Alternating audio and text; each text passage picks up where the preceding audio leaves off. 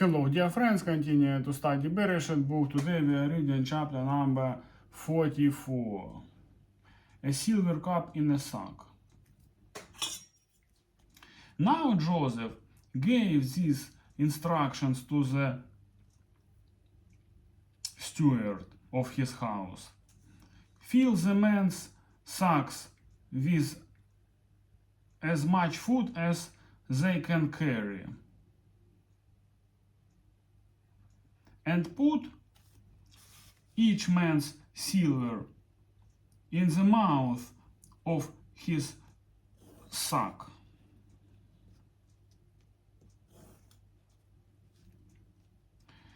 Then put my cup, the silver one, in the mouth of the youngest one's sack, along with the silver for his grain.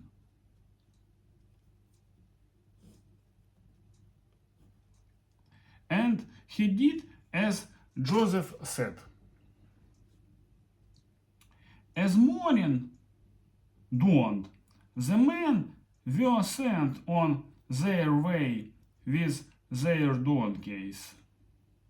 They had not gone far from the city when Joseph said to his steward, "Go after those men at once, and when you catch up with them, say to them, 'Why have you repaid good with evil?'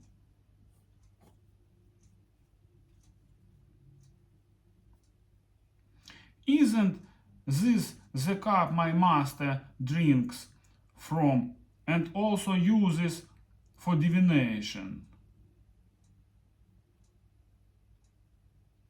This is a wicked thing you have done." When he caught up with them, he repeated these words to them. But they said to him, "Why does my Lord say such things? Far be it from your servants to do anything like that. We even brought back to you from the land of Canaan the silver we found inside the mouth of our sacks. So why would we steal silver or gold from your master's house? If any of your servants is found to have it, he will die. And the rest of us will become my Lord's slaves." "Very well, then," he said, "let it be as you say. Whoever is found to have it will become my slave. The rest of you will be free from play." Each of them quickly lowered his sack to the ground and opened it. Then the steward proceeded to search, beginning with the oldest and ending with the youngest. And the cup was found in Benjamin's sack. At this they tore their clothes. Then they all loaded their donkeys and returned to the city. Joseph was still in the house when Judah and his brothers came in, and they threw themselves to the ground before him.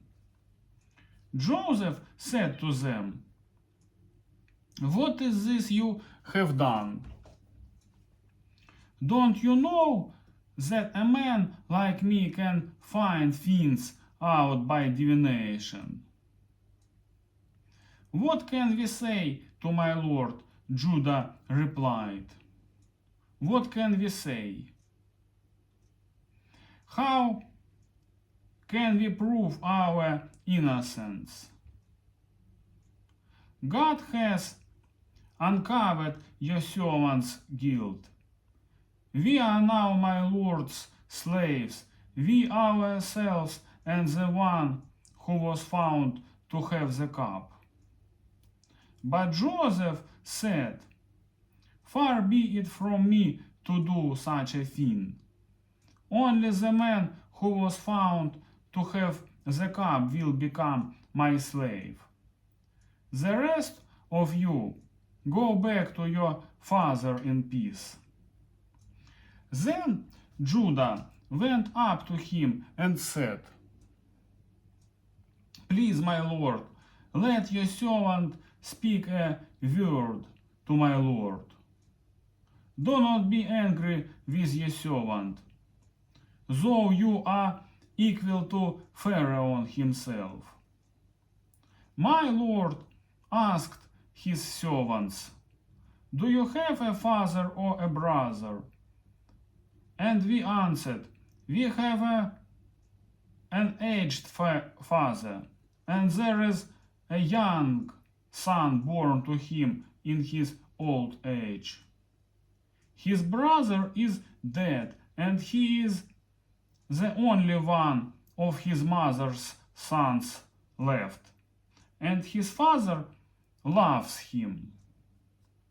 Then you said to your servants, Bring him down to me, so I can see him for myself. And we said to my lord, The boy cannot leave his father. If he leaves him, his father will die. But you told your servants, Unless your youngest brother comes down with you, you will not see my face again. When we went back to your servant my father, we told him what my lord had said. Then our father said, Go back and buy a little more food. But we said, We cannot go down. Only if our youngest brother is with us will we go. We cannot see the man's face unless our youngest brother is with us. Your servant, my father, said to us, You know that my wife bore me 2 sons. One of them went away from me, and I said, He has surely been torn to pieces, and I have not seen him since.